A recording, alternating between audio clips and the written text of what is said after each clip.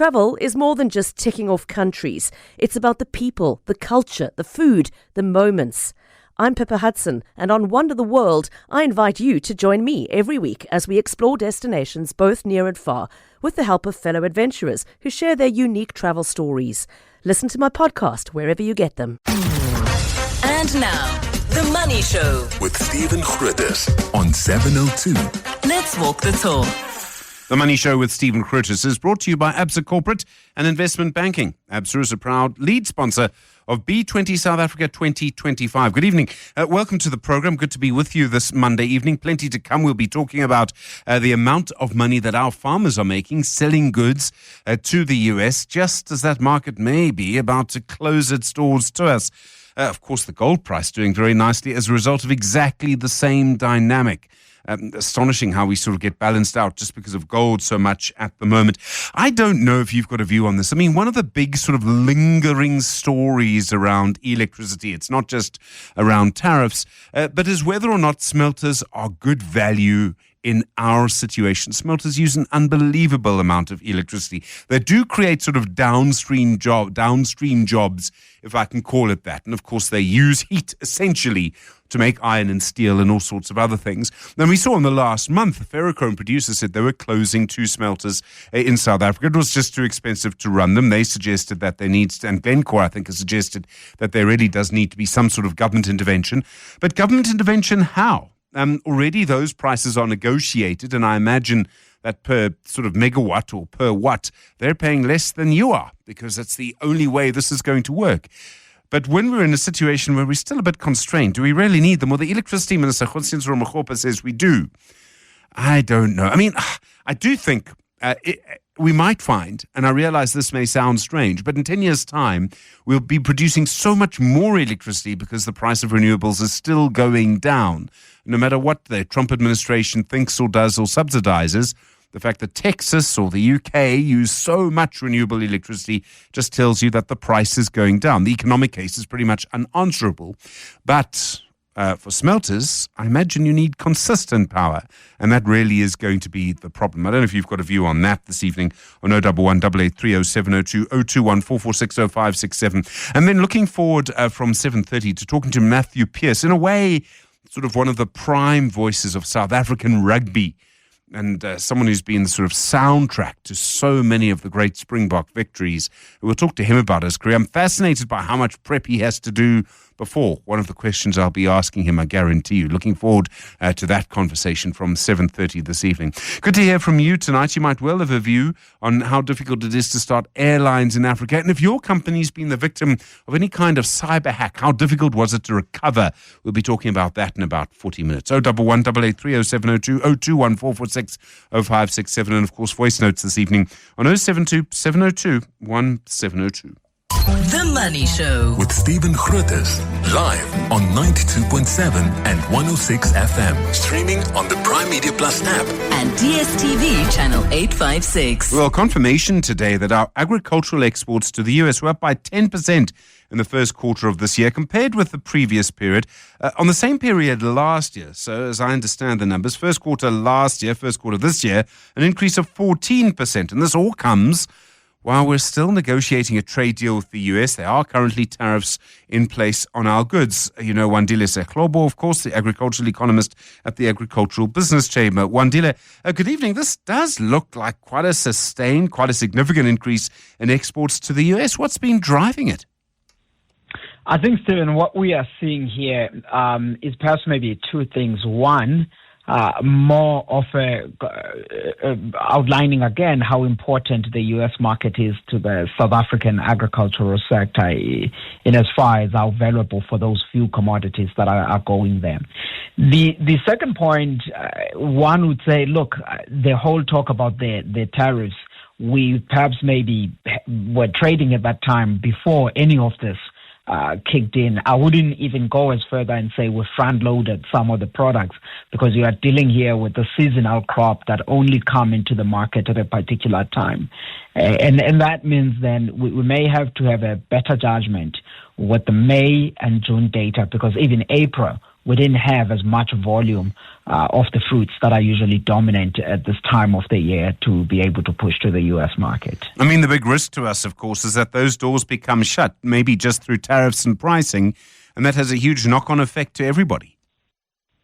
It is, especially for the colleagues that are in wine, grapes, citrus, fruit juices, nuts. Those are some of the crops that we are looking at that where the U.S. market is very important for them. But that's the U.S., Stephen, and I do think that we have to also appreciate that at least in the broader global context, when we are thinking about these exports, we are seeing better performance in other areas, which means then as much as we are looking in the U.S. and saying, how do we get preferential or better trade terms with them? But we must at the same time try to ensure that we don't lose attention on other markets. We maintain those relationships because there's many that are as equally and more important. I hadn't realized until this afternoon that Africa takes about 45% of our agricultural exports. It's a huge amount. I mean, could they take more if we lost a go? And I know that some countries do resent the impact that we have on their agricultural sectors. Botswana is a good example. The challenge that we face, Stephen, is when one starts to dive deep in the basket of agriculture and food products that South Africa sends to the world, you find that the Africa basket is quite different from the Euro basket, from the US basket. We send a lot in the African continent of grains, apples and pears, a little bit of that, sugar and all of those products. While when you look into Europe, you realize that it's largely your fruit, a bit of wool and wine. And in Asia, you'll be heavy on beef and a little bit of wine and all of that. So the basket is quite different in that way, in a sense that I hesitate to think that the African continent would take much of that. And it has a lot to do with both the buying power and the taste in each region. And I mean, the EU, I keep looking for evidence that our Department of Trade, Industry and Competition or other people in government are knocking on the doors of Beijing, knocking on the doors of Brussels and saying, look, we might lose a goer, we might lose this, we might lose that. We've got lots to sell you. Our lemons are better than the Spanish ones, things like that. I don't know if I see any evidence of that. And I realize I won't see all of it, and you can't have trade deals sort of being negotiated and open doors. That's not how the world works. I don't know if we're seeing a lot of effort being put into it, though. I think you are being very tough on DTIC, on the EU, Stephen. I'm happy with what they are at this moment. I do think that what we need in the EU is maintaining that relationship that we have there, because they're an important market. I mean, about 23%, for example, in the first quarter of this year of our agricultural exports were there. But where I agree entirely with you, Stephen, is with regards to China. I mean, the ambassador of China said recently that they welcome the South African products in China, and everybody reads that and be happy about it. And we are also equally happy. But the reality of it is that is all just symbolic discussion at a high level, which is important as a starting point. But we have to go back then to say, technically, what's holding us back in China? I'll give you a quick example. If you are a wine producer in South Africa and you are trying to export to China, for bottled wine, you are hit by roughly 20% tariff. Bulk, you are hit by 14% tariff. The Australians and the others, they are accessing the Chinese market at a zero tariff. Of course, they have a trade agreement. We don't have it. But I do think that in China, the higher tariffs and the phytosanitary barriers are the major issue which the South African government and the Chinese authorities, we have to have a serious conversation about it to say, can we form some form of a trade deal in agricultural products, including other sectors as well. But so far, a lot of it gets to be at a high-level conversation without a meaningful commercial side of it at this point. Time to put the wine in bricks, you could argue.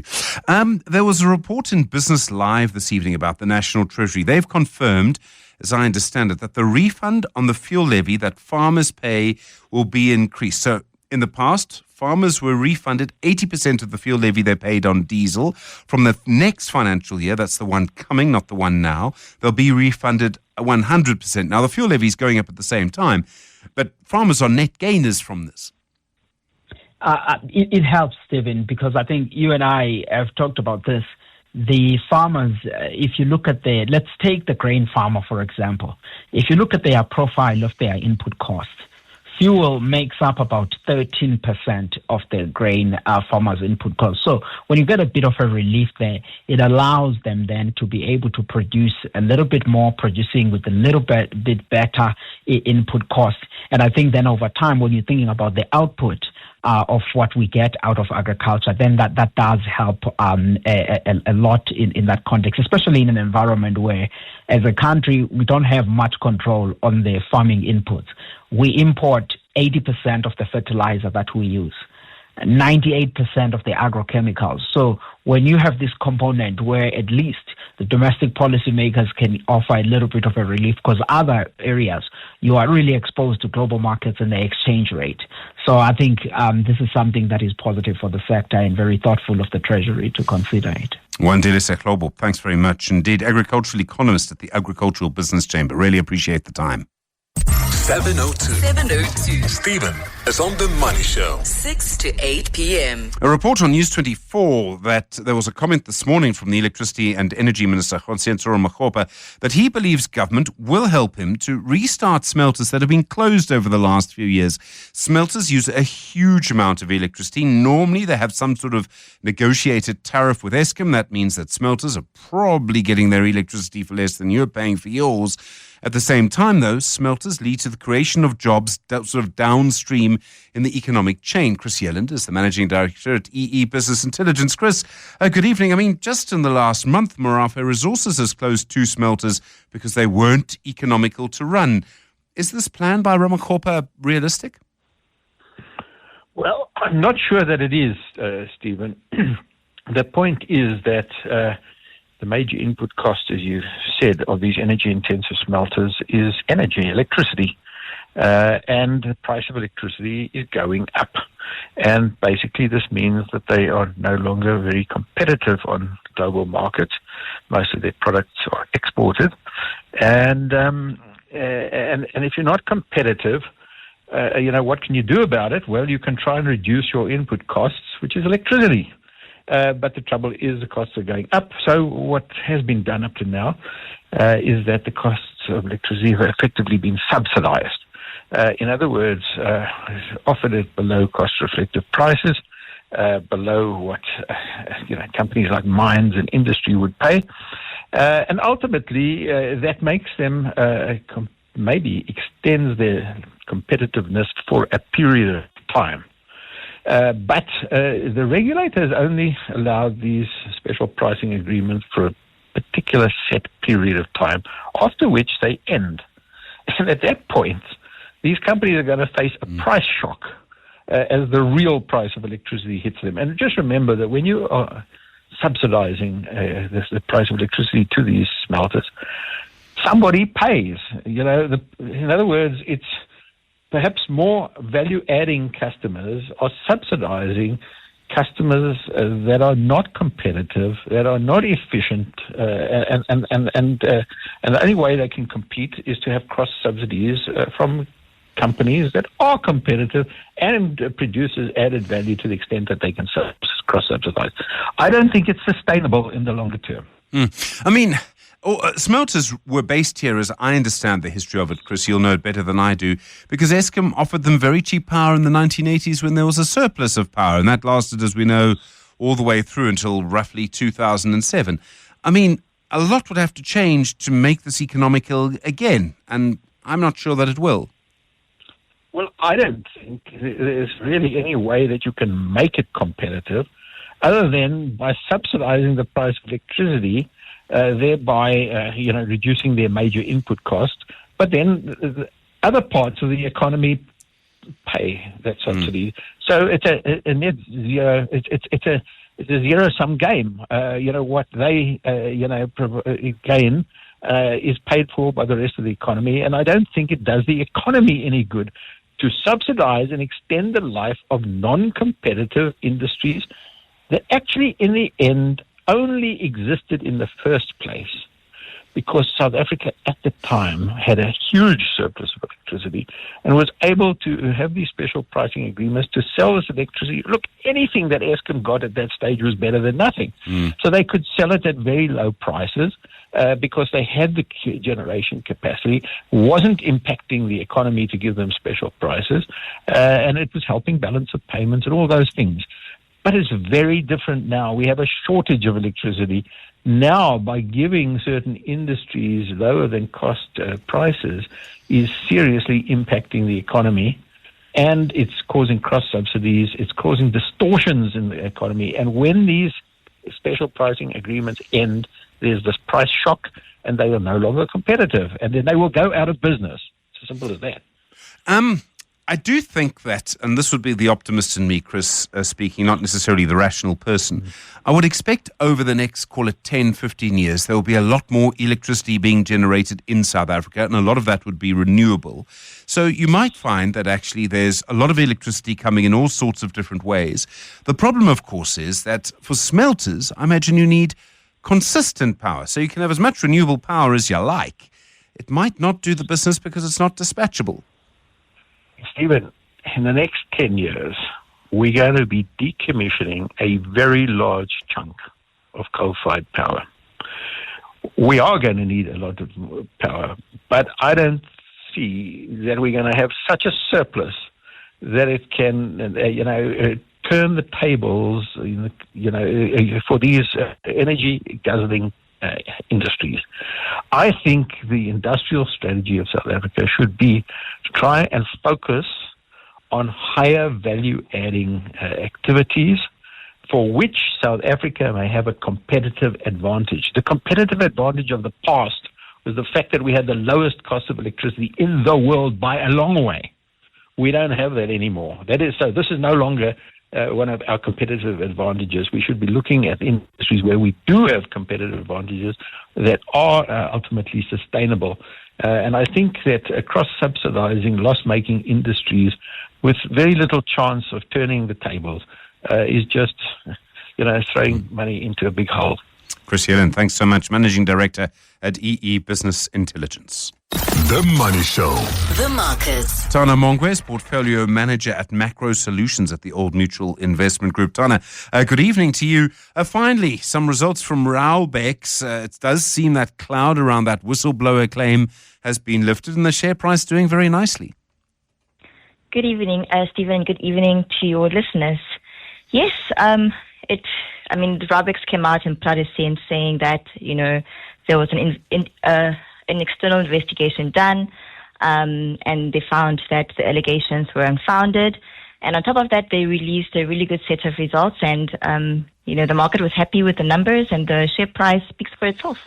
It doesn't happen very often that a company delays its results because of something like this. Maybe it's just the journalist in me, but I come away from it feeling slightly frustrated. We don't know the nature of the claims. We don't know who it was. We probably shouldn't know who it was, to be fair. And I don't know what will happen to them in Raubex now. Absolutely, and I think a little bit of information would have been helpful from the company. It doesn't seem like it was financially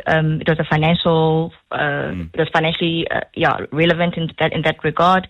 But whether it was governance related or just a little bit of information from the company would have been quite useful. Raubex also seems very optimistic about the future, about government's infrastructure spend, and I mean that's rational.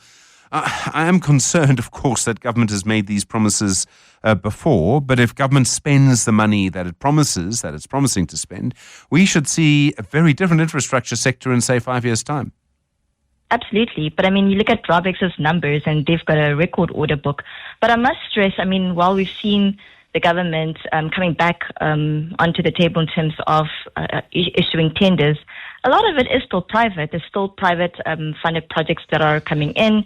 Raubex had a strategy to diversify their order book away from the public sector. They were predominantly a road building business, SANRAL heavy, and they've moved away from that at the moment, and they do a lot of renewable energy projects, a lot of mining, etc. So they've managed to diversify their own order book away from government. But with that said, you look at the results from the Roads and Earthworks division, and they had a bumper year, one of the best in over in over a decade.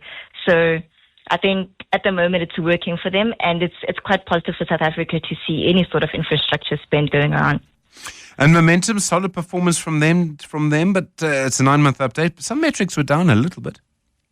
Yeah, I mean, when you look at, it was a 9-month update.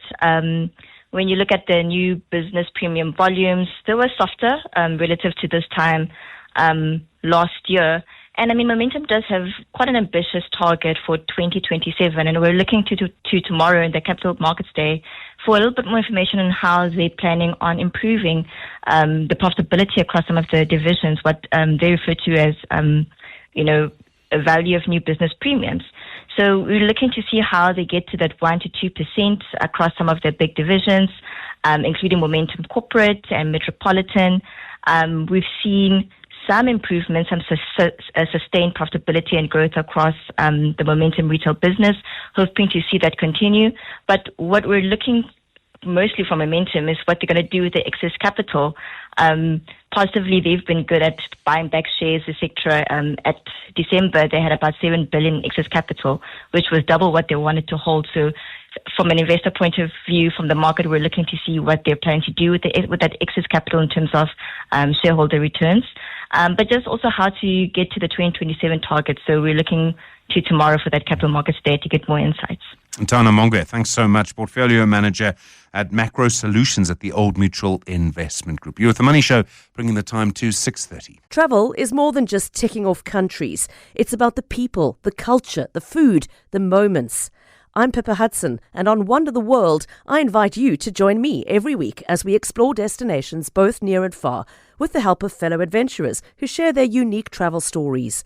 Listen to my podcast wherever you get them. WhatsApp Stephen on 072 702 1702. Well, I see that in her weekly newsletter, the CEO at Business Leadership South Africa, Busisiwe Mavuso, someone you hear fairly often on this program, making the point that there are huge issues within our metros, or most of our metros. And how many times have you heard someone sort of lament, as she does again, that the city of Joburg seems incapable of spending its money properly? It's in charge of a budget of over 80 billion rand. And I've made the point to you before that I just don't see where the money is being spent. And I'm aware that there's a presidential working group. I've spoken to someone in that group from the private sector who tells me that everyone goes to every meeting. Everyone's been very, very good about it and working very hard at it. I kind of keep hoping that I'll see some results, but wherever you go, there's a pothole. Whenever you hear a radio news bulletin, there'll be a warning of a water problem somewhere in the Johannesburg area. And, I mean, Mavuso is, as almost always, correct to focus on this and make the point that you just cannot create a business, enable a business in this kind of environment. My great fear, though, is that if you look at the politics of the situation and you look at the going into the local elections, when I know many people will be hoping that things will change, I'm not sure I can forecast that. And I say that because I do believe the ANC will probably lose votes in Joburg based on the current situation. They're the sort of biggest party. They provide the mayor. But I don't know where those votes go. And that's what I don't know. Some might go to the DA. Some might go to MK. Some might go to the EFF. I don't know where they go. And I just fear we could end up with, once again, a very fragile coalition. A coalition of sort of vague short-term interests rather than longer-term ones. And that makes me very nervous about making any kind of predictions for improvements in Joburg, in Ekurhuleni, in Tshwane as well, I'm afraid to say. Please, I invite you to tell me why I'm wrong and why I should be more optimistic on 011 883 0702 021 446 0567 and voice notes this evening on 072 702 1702. The Money Show with Stephen Grootes, live on 92.7 and 106 FM. Streaming on the Prime Media Plus app and DSTV channel 856. A comment over the weekend at the AGM of the International Air Transport Association about how difficult it is to start airlines in Africa.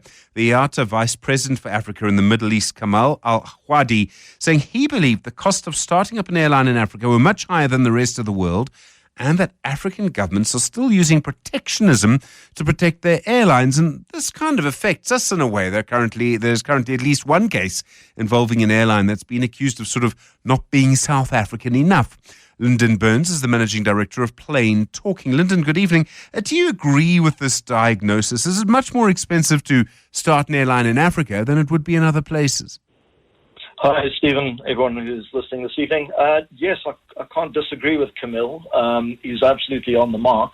And if we look at some of the numbers, and it's not just the starting up of an airline, it's actually the operating of an airline.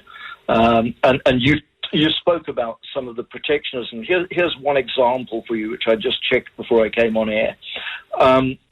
If you're an airline in South Africa and you want to start operating flights to Rwanda, for example, you have to pay for something called a foreign operator's permit. And every country issues them. But if you're buying one in Rwanda, the cost is on average $20,000. If you're a carrier applying to South Africa for a foreign operating permit, the cost from South Africa is 500 Rand. That's the kind of differences we're talking about. Okay, so you have countries signing up for, let's all kumbaya, open our skies to each other, let's all be friends, let's have this single African air transport market that will support the Africa Continental Free Trade Area, and boom, we'll go behind the scenes and invoke and implement these protectionist little hurdles at $20,000 a pop. And how are we seeing that playing out? So, in many other areas, fuel, 17% premium we pay for our jet fuel here compared to the global average. Taxes and charges on air travel and on aviation up to 15% higher. Air navigation charges, what we pay to our air traffic controllers for providing a service which in South Africa's case we don't always get, but it's 10% above the global average. The cost of capital, the cost for maintenance and insurance, also anything between 6 and 10% higher in sub-Saharan Africa than it is around the world. So those are the sort of things we're seeing, and that explains why we've got such a poor profit margin and profit record. This year, airlines in Africa are going to make, if they stay on track, $200 million in profits combined. That's a 1.1% net margin profit. And that equates to about $1.30 per passenger per flight. Globally, by comparison, industry is expected to reach a profit of $36 billion with a 3.7% net margin, equating to $7.20 per passenger per flight. Sure. I mean, those numbers are just incredibly different. Yeah. So I can understand certain things. I mean, fuel costs, maybe they're increased taxes, but at least in South Africa you would have a sort of free market. I could not understand for the life of me, because I presume this is all in dollars anyway, why navigation services are so much more expensive. Is that because they're not as effective? Is that because they're controlled by government in many cases? Mostly the latter. They're mostly state-run.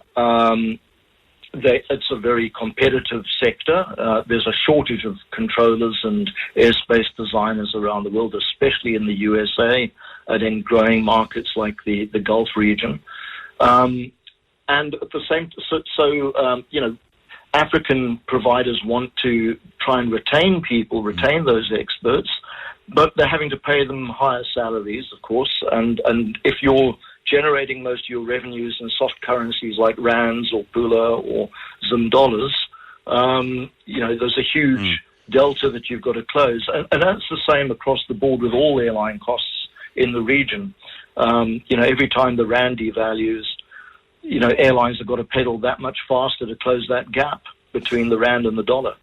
This issue of protectionism in the airline industry, been around for a long time, has deep roots, has obviously changed in different places, and you do see it in many places. You see it around the world.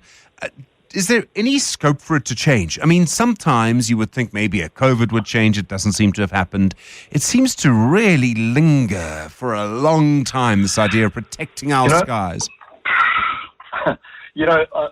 I think I started covering this industry in 1990, and at the time in 1988, the Organization of African Unity came up with this idea of an open skies for Africa. We're still talking about it. Lots of countries have signed up for it, but nothing's happened. And then at the same time, even South Africa signed up for it. But then 2 weeks ago, our DOT published the latest draft civil aviation policy, and one of the tenets in there is, well, let's limit the ability of foreign airlines to access the market, and let's protect our local players. That's not the way to go. The way to go is to actually make sure there's proper reciprocity and a level playing field where everybody recognizes each other's standard. If we all belong to this United Nations International Civil Aviation Organization and apply the standards that it mandates as the baseline, we should all recognize each other's stuff. So we shouldn't need to be applying differential charges and differential rules. Sure. So much to it. Lyndon Burns, thanks very much indeed. Managing Director of Plain Talking. I mean, he does make, I think, a solid point. And I realize that some people will say, no, we need to control this. We need to look after our own first. But in the aviation industry, which is about moving people around, if you want to grow your economy, you surely want to make it as easy as possible. Full stop, finish and klar. The Money Show with Stephen Grootes is brought to you by Absa Corporate and Investment Banking. Absa is a proud lead sponsor of B20 South Africa 2025. Well, I'm sure you remember several conversations we've had on this program about cybersecurity. If you look at how quickly AI is moving, how difficult it is to know if the text you're responding to actually comes from a person or a machine, it can be very, very scary, especially when there's so many different kinds of threats. And there might well soon be a kind of voice note that looks and sounds like me, but actually isn't me. This is how serious things are. Candice Wilson is the EY South Africa cybersecurity leader. Candice, good evening. We've seen how much money can be lost, how much prestige can be lost when you lose control of your network. How can you be proactive to make sure that that doesn't happen? I like to think everybody is being, but I'm not convinced they are. Absolutely right, Stephen. And I think it starts with organizations who are really providing these online services and really equipping people within their organizations as well as their customer base to really have a seamless and what we call frictionless security. The more you have to do as a user, the more chance there is for people to make mistakes. So I think it's up to organizations to really have cybersecurity as part of their DNA and really embedded in all of their service offerings and all of their technologies. I mean, the big weak point is often people. You click on a link, someone does this, someone does that, and then they sort of get in there, right?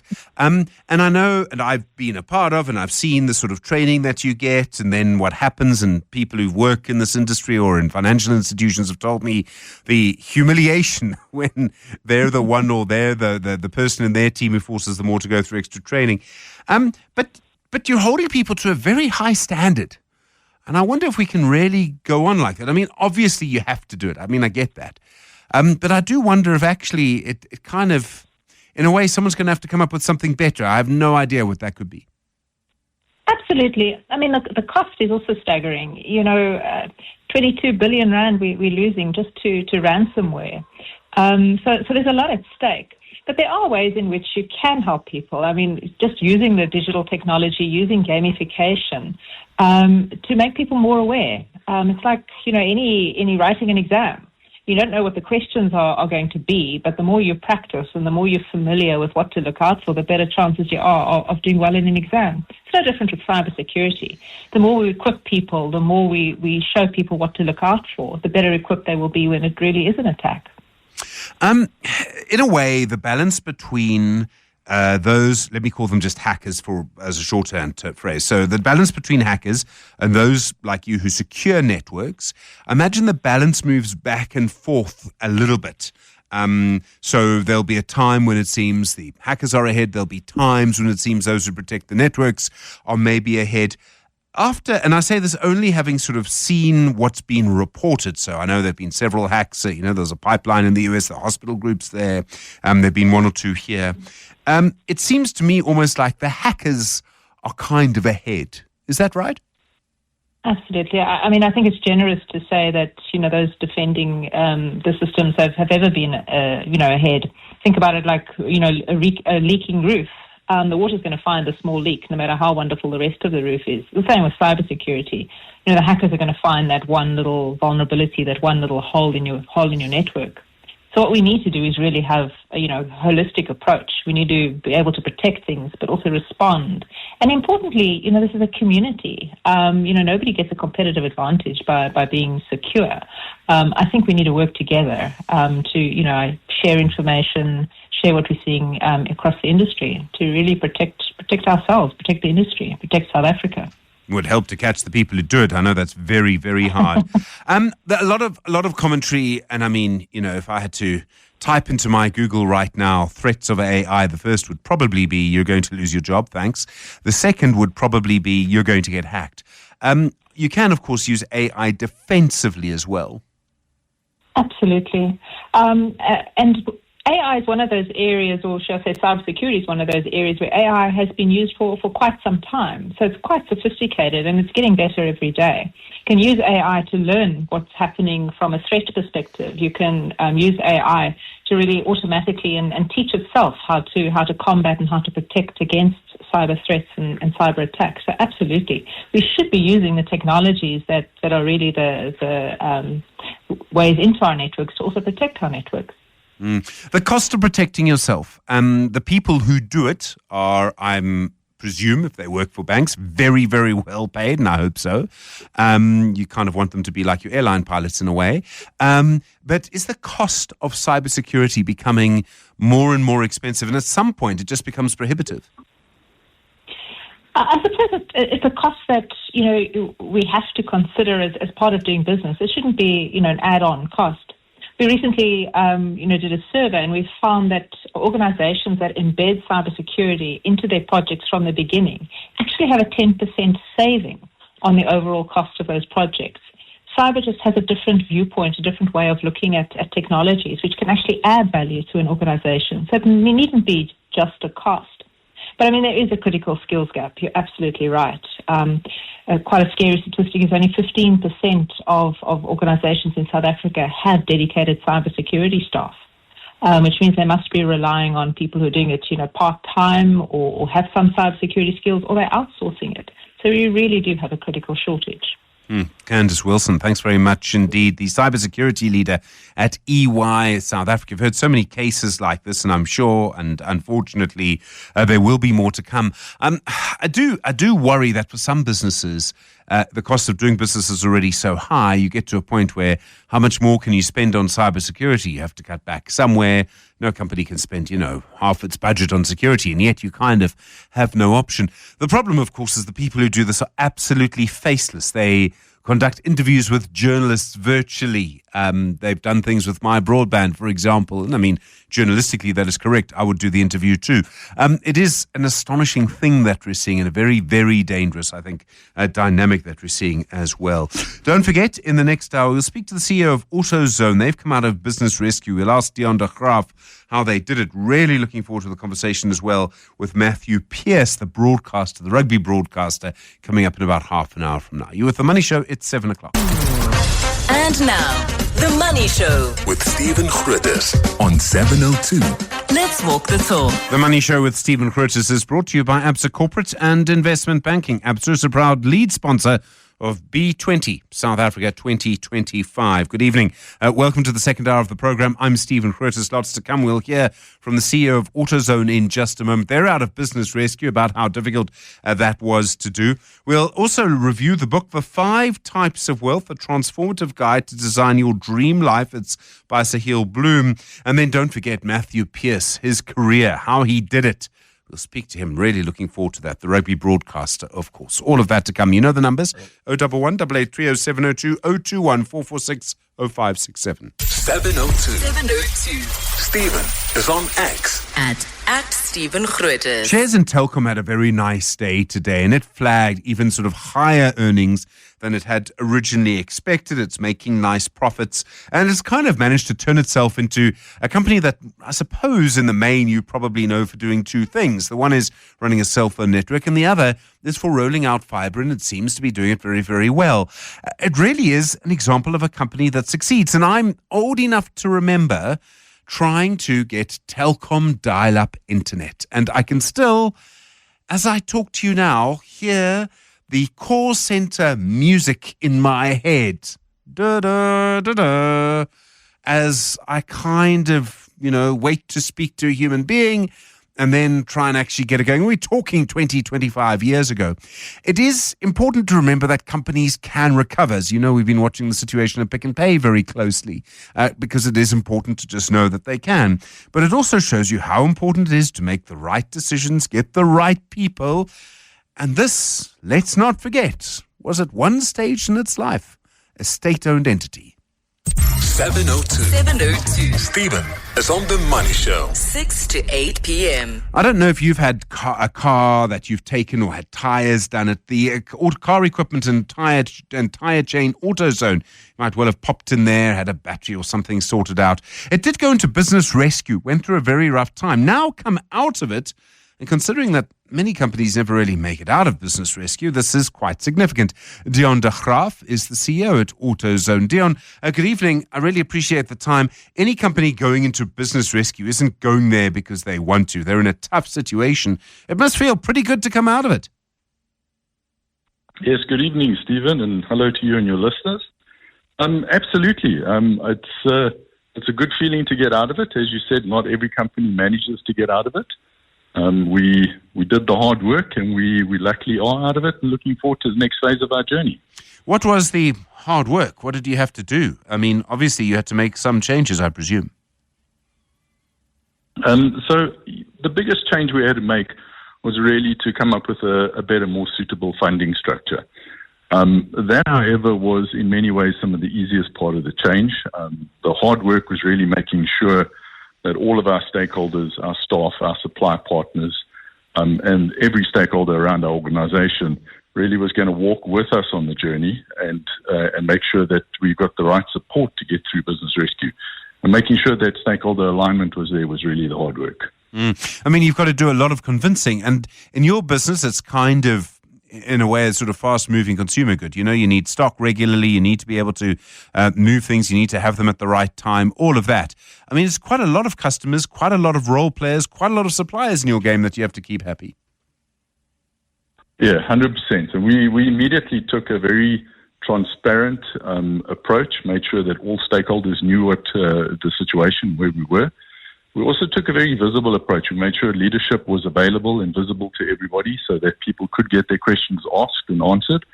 And through that, we were very lucky that we were able to get, quite frankly, overwhelming support from most people in the industry. Our suppliers have been unbelievable in their support. Our industry bodies such as TEPA have been absolutely wonderful in their support. And then lastly, and probably most importantly for this journey, our staff as well. They rose to the challenge, they understood the situation, and they stayed with us and did amazing things to really deal with that high-frequency FMCG-style business in a very difficult circumstance.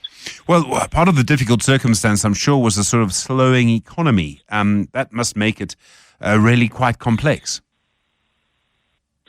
100%. And I think, we're not the only business in South Africa that faces that complexity. Obviously, our circumstances exaggerated that, but I think all businesses in South Africa at the moment require the economy to grow so that we can find opportunities rather than keep looking on how to survive. So very, very difficult circumstances. Your industry is changing, Dion. You don't need me to tell you that. And one of the things we're seeing is sort of more and more, there seems to be a change in what the market is buying. And I suppose what I'm really talking about is the large numbers of Chinese-made cars, sort of relatively new brands to South Africa. Are you finding that there's a big transition underway? What people need, the kinds of cars that you need parts for, things like that, are actually changing? I mean, after everything you've been through, the last thing you need is another major transition. Yeah, so we believe it's the early phase of the transition. Our business, because we're supplying parts to cars that are already on the road, we're really servicing an installed base of cars on the road. So whilst the Chinese sales are really high at the moment on a month-to-month basis, the number of cars on the road is still a small percentage. So we're seeing that change happen. We believe it'll happen slowly and gradually for our aftermarket. And luckily with that, we believe we'll have enough time and space to respond correctly to it. The thing about a tough economic environment, and it's a strange thing, but people will often keep their cars going for longer. They also are less likely to buy a new car, and that probably gives you some scope. Yes, 100%. So that's one of the advantages of our market. As people keep their cars longer, they require more and more aftermarket service. We also see them shift their offering requirements away from service-related items to repair-related items, and we're following those trends and making sure we're shifting as those consumers need it. So it definitely is one of the positive trends for us. People who will be listening to this and about to guide their own company through business rescue, what would your advice to them be? I mean, clearly transparency is part of it, but there must be other things. Was there anything that struck you as particularly tough to do? I think, transparency, we can't say it enough, so I'm going to say it one more time. The transparency with all stakeholders was absolutely key. I think the second thing is we were fortunate that we had a business that we believed was operationally sound. We had a very strong brand out there in the marketplace, and that gave us a lot of support from the industry in general. So I think those were really good things for us. I think the difficulty, though, when you go into the business rescue is just making sure you can manage the cash flow situation correctly. The legislative environment gives you a lot of protections to slow everything down and give you the space to find a way forward. And if you get the right business rescue practitioner, the right kind of support from your stakeholders, you then focus heavily on cash flow management so that you can make sure you can survive long enough to find that solution. So I'd really say transparency, cash flow management, and a lot of support from industry.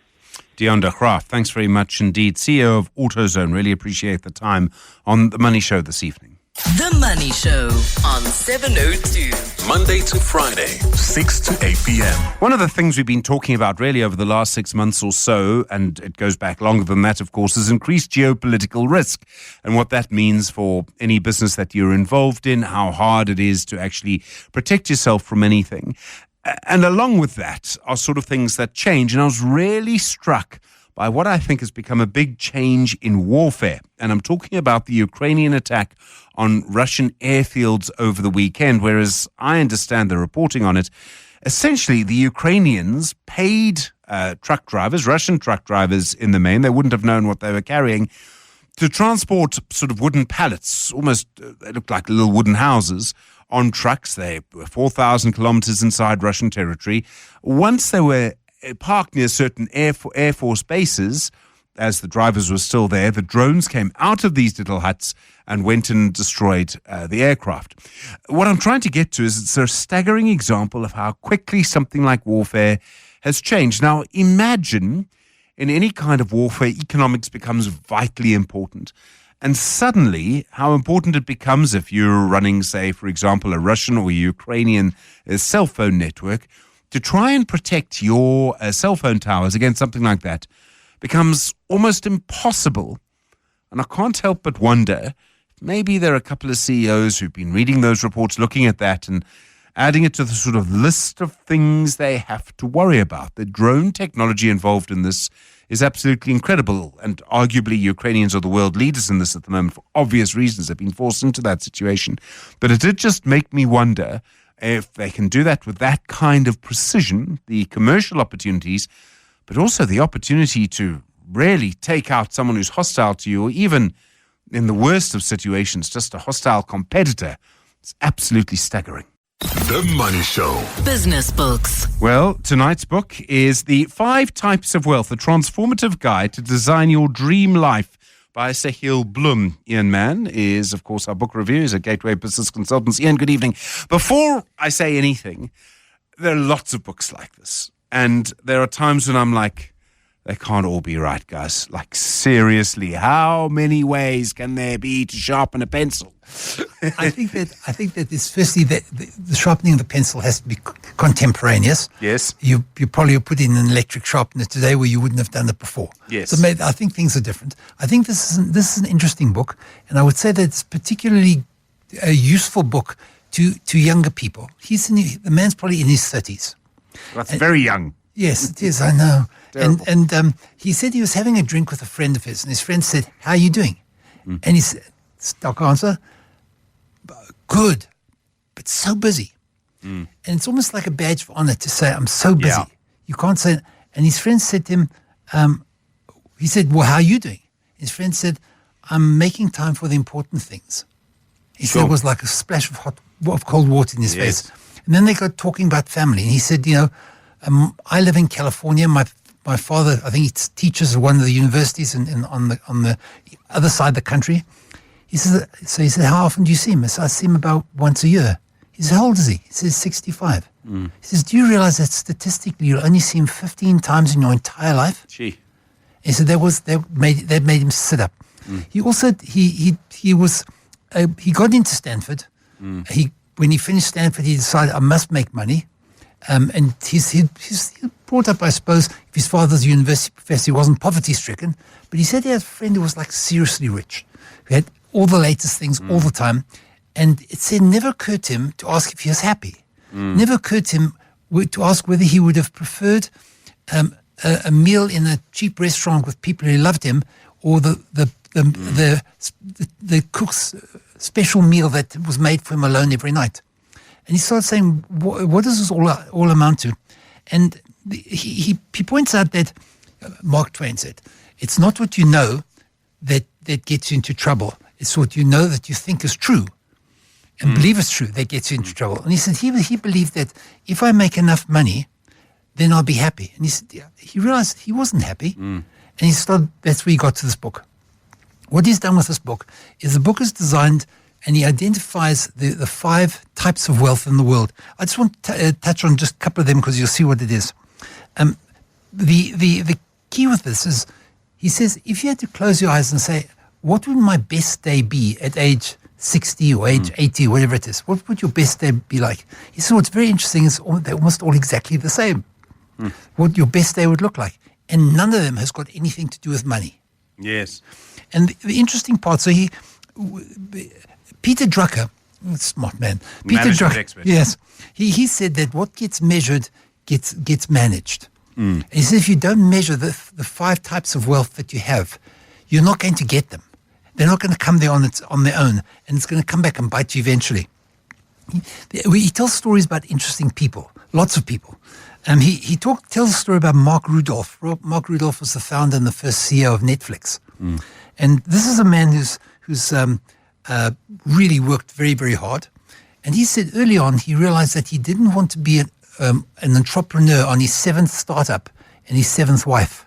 And so he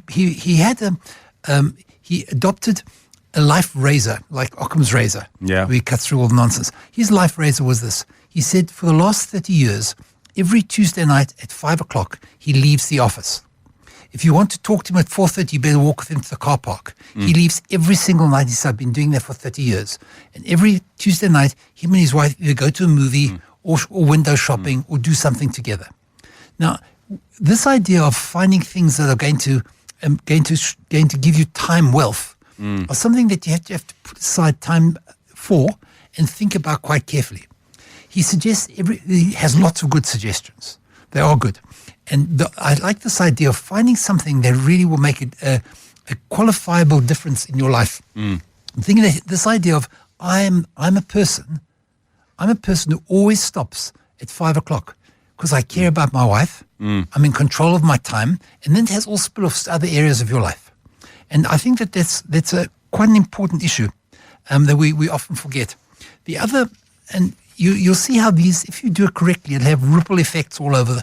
But this issue of time wealth, when you think of a wealthy man, I think Warren Buffett probably comes to mind. He's, at the time of writing, he was only worth 130 billion. And he's only 95. I know. And the interesting thing about that was, if you said to most people, would you rather be Warren Buffett?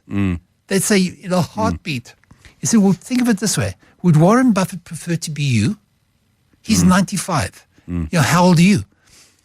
And then you start realizing, I've got something that he hasn't got. I've got time. And the question is, how well are you managing that time? Because Buffett will probably trade his wealth in for your time. Just the time side. But he talks also about the importance of social. The 5, by the way, are money, social, time, health, and community, and community are things you care about. But the social wealth is really important. And the question he asks is a profound one. He said, and particularly for older people, I would think, he said, who's going to be in the front row at your funeral? And how are you treating them? Who are they? Yeah. And how are you treating them?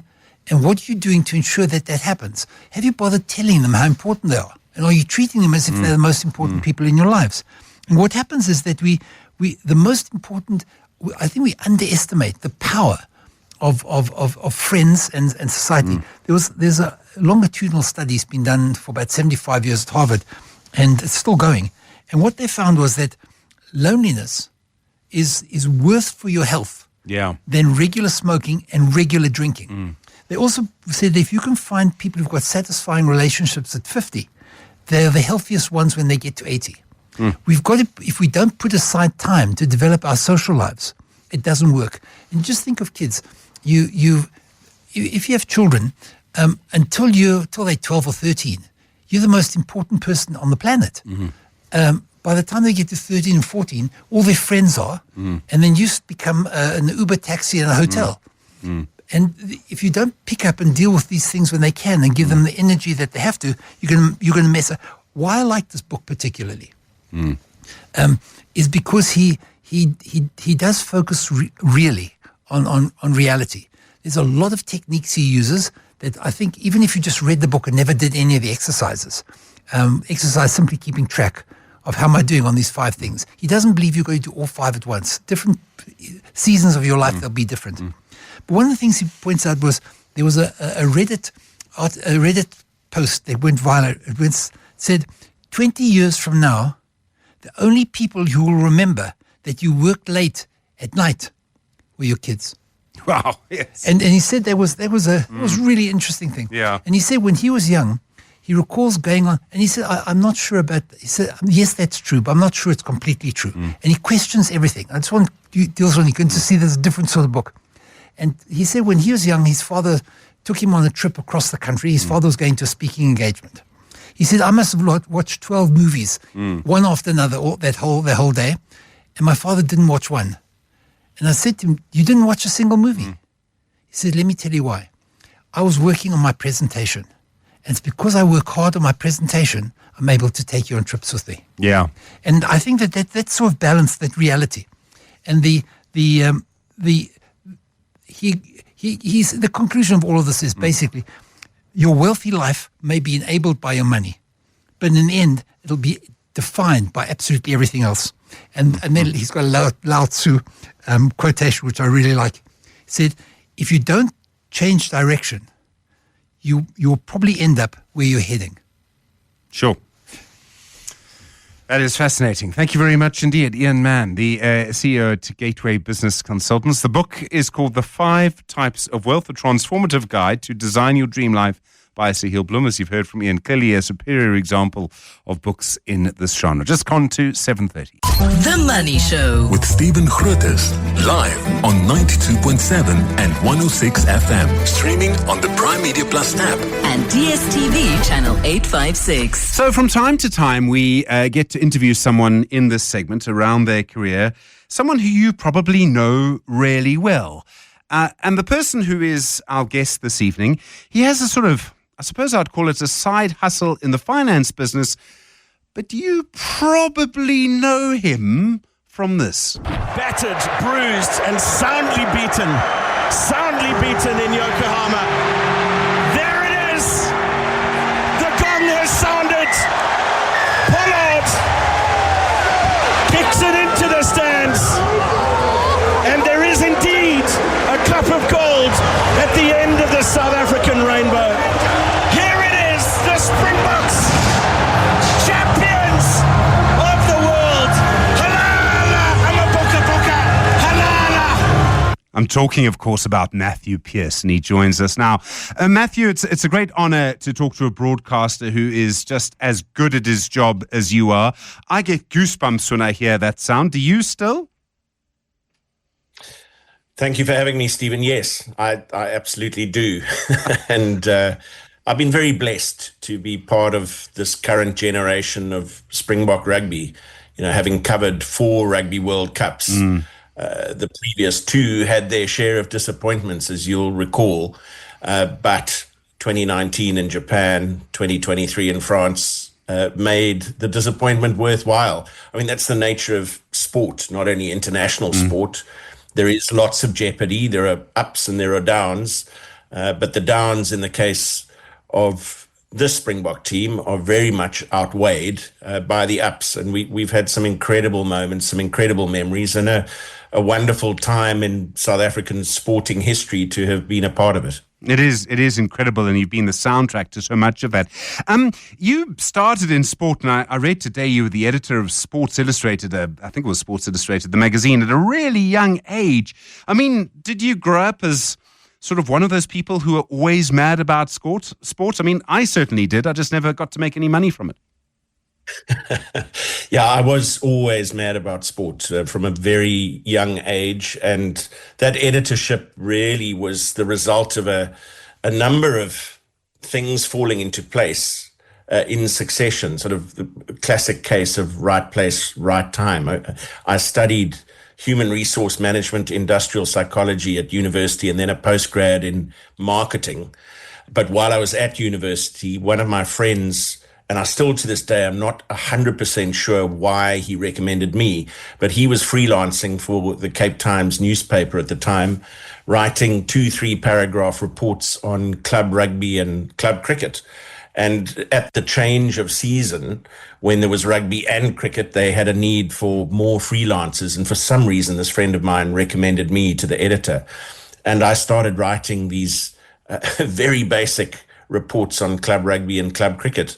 And then moved into golf because I was a pretty handy golfer back in those days, a very low handicap golfer. I was playing in a lot of the tournaments, and I was installed as the Cape Times golf writer. And from there, it's pretty apt that I'm speaking to you on Cape Talk and 702, because I got a call in the press room at a Sunshine Tour event in 1991. There were no cell phones, obviously. So a call came through to the landline from Radio 702 in Johannesburg, asking to speak to the Cape Times golf correspondent. That happened to be me. I was still at university at the time. And they asked if I would do 30-second reports on the half hour on a Saturday afternoon. And somebody from the SABC radio heard those reports, got hold of me, and I was soon doing some freelance work for the SABC. I got into a business with the cricket commentator Neil Manthorpe and his partner Alison Ward, who to this day have a business called MWP, Media Sport, and Neil has done such an amazing job on cricket radio commentary for so many years. And we got involved in a little media agency still while I was at university. And I never lost the passion for broadcasting, which had those very humble beginnings, and carried on freelancing through my university career. And then when I started my working career, I got into magazines as they were then. It's sad to think that Golf Digest and SA Sports Illustrated, the two magazines that I edited, are no longer with us. A great shame, but never stopped broadcasting along the way. And in 2005, got the television break. I mean, Neil Manthorpe, I've always thought is one of the best broadcasters in South African history, as a way of being quite lyrical. And it's not just about filling the time, which a lot of people can do. He makes it interesting. When I hear you, and I realize now that you and he knew each other, do you think a little bit of him wore off on you, maybe?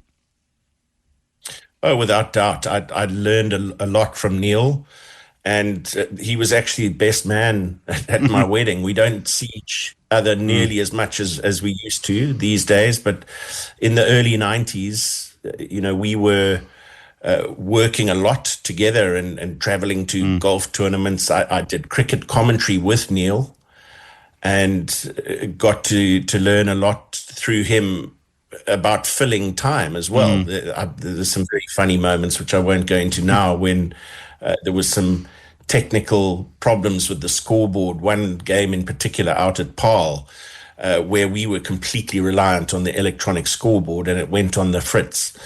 And we had to fill radio time without any score to work off. But Neil taught me a lot about radio, and we actually did our first television broadcast together when ETV launched in South Africa. One of their marketing campaigns was to get the rights to the ICC Champions Trophy, which to this day is the only ICC trophy that the Proteas have won. And it was played in Bangladesh. And they outbid, or they put in the highest bid for the rights, I believe, as a method to get people to tune their TV sets into the frequency. And then suddenly everybody else who was working at the time for SABC and SuperSport were not available.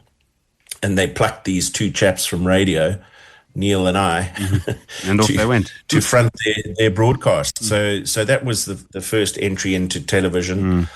And it was on one of those shows, actually, that I met Imtiaz Patel, who was working for Cricket South Africa at the time. And he then became chief executive of SuperSport and played such an influential role in my television career. I mean, obviously, when people hear you, I mean, the Americans say calling a game. I've never understood that, but commentating on a game, we will hear your voice. We will know that you understand what's going on. In many cases, you're explaining it, especially as rugby is a game where the rules often change year after year. The technicalities get quite complicated at times. But I also happen to know that broadcasting does not happen by accident. There must be for you an incredible amount of work you do before, and I imagine probably a very interesting number of WhatsApp groups that you have to stay current on. Yeah, I think that is one of the misconceptions, you know, as well as I do. You know, you can't just pitch up in a studio or into an outside broadcast and wing it. It just simply won't work. And there's an enormous amount of preparation that goes in to one single game of rugby. And one of the great things about sport is that it is, by its very nature, always different. You're never quite sure what any particular game is going to throw up. And you have got to be prepared for any eventuality. Now, a lot of that comes down to statistical preparation, watching games that the teams who are playing in the game you're broadcasting on have played previously, going a couple of weeks back, seeing who performed, getting a feel for the changes that they've made to their team and why. But I always say to people, I often have a whole bunch of information. I often show people the notes that I make before a broadcast, but very often I'll use 10 or 15% of that information during the course of the game. But knowing that I've got it is important because it's impossible to commit to memory every single statistic. But I have a sort of coding way of putting it together, different colored pens. It's very old school. I don't use a lot of technology. But the process of writing it down and seeing it in different colors and training my eye to go to that information as and when it's required is part of the preparation process, and it allows that information to sink in. So massive amount of preparation, and also, as you would know as well, Stephen, a fair amount of self-criticism is required. You listen back to your games. You ask yourself, what could I have done better? You get a lot of advice on social media. Sure you do, yes. But you've also got to learn to avoid that at times. When you hear, and sometimes there'll be an incident in a game that you've commentated on, and you've been the kind of first draft of the history of it, right? Because there may be a technical argument, there may be a try, some silly Australian might have pushed Eben from behind, who knows? And then, you know, people will be talking about it for weeks afterwards, and you will hear them talking about it. Do you remember what you said at the time? I mean, do you have that kind of memory of each game? Or when a game is over, even though you've been commentating on it, it obviously isn't wiped clean, but do you find you actually don't always remember each incident because so much has happened in one kind of 85 minutes of TV? Yeah, I think that's right. I'm not sure you'd be able to remember everything you said, but there are obviously some moments which by their nature become iconic and they get repeated over and over and over again. You know, Cheslin Colby's try, Makazole Mapimpi's try in the 2019 Rugby World Cup final. Those clips get played over and over. You played one at the start of the broadcast of the end of that game. And that was a game which meant so much for so many different reasons. You know, when you consider where that team had come from, in 2017, just about 2 years before lifting the trophy, they'd leaked 57 points to New Zealand in North Harbour. And I was there. I witnessed that, and I witnessed the comeback exactly a year later in Wellington, where they defeated the All Blacks by 2 points, and the belief came flooding into that team environment. The fact that it was Sia lifting the trophy, our first black South African Springbok captain, there was just so much significance in so many ways. The fact that it was the first time the Springboks had scored a try in a Rugby World Cup final. We had those 2 amazing tries to celebrate. And as a broadcaster, that's what you want. You want the highs and lows. You want the ability to be vocally varied throughout a game. So to hit the highs of an amazing try. But the Cheslin Colby try was that moment where we knew that South Africa was going to win the Rugby World Cup for a third time.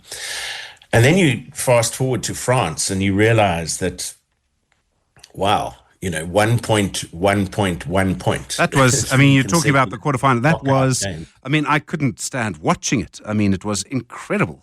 No, it was some of the most tense moments I've ever been involved in. I had Hanyani Shimange and Skalk Berger alongside for those games, and Skalk is the most laid back, relaxed human being you could hope to meet, but even he was tense in that environment. But what a privilege to be part of those moments. And there is a responsibility, and that again comes through preparation, to say the right thing at the right time. Now, who says what the right thing is? You'll never really know.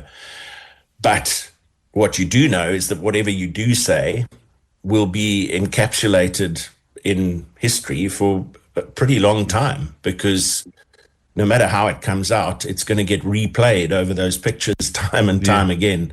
So you better nail it.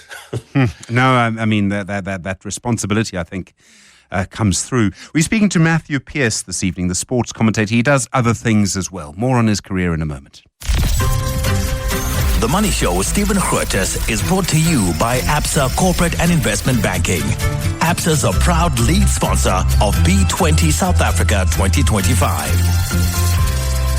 You're at the Money Show speaking to Matthew Pearce, the sports commentator. Matthew, we've only, I'm afraid, got 3 or 4 minutes left. You also have a sort of second career. You're in the financial world. I find the financial world fascinating. I'm sure you do too. Do you manage to fit it all in somehow? I do, Stephen. Yes, I have a very understanding group of colleagues. I work for a private market asset manager with a large office in Cape Town, but with offices in Mauritius, London, Hong Kong, and Australia. So a reasonably sized business. And when I say private markets, we focus on private credit, private equity, trade and commodity finance, and most recently, invoice financing. And I've found it fascinating. And I think why my colleagues are so understanding is that I found generally, and I'm sure a lot of listeners will agree with this statement, I think the sport is an amazing connector of people. And some of the people that I've met through sport have proved to be wonderful connections, mentors, referrers in the business sense. And it really does work well together.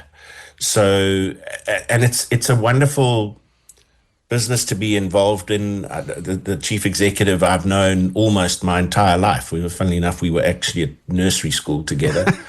And we went to different schools for a while, and we've reconnected in business. And we have used sport, as I say, as a connector and a way to bring people together around a subject matter that people don't find threatening. I'll never forget when I first was employed by the company, the founder of the company, our chairman, who sadly passed away 2 years ago, he said, this gift that you have is that people want to talk to you.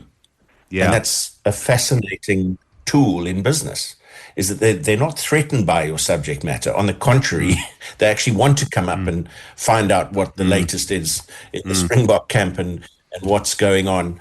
So it's a wonderfully soft way, if you like, of making connections with people. And, you know, Tom Dawson Squibb, I have to credit him with this, a man who's done amazing work in sports leadership and mentorship. He's a coach.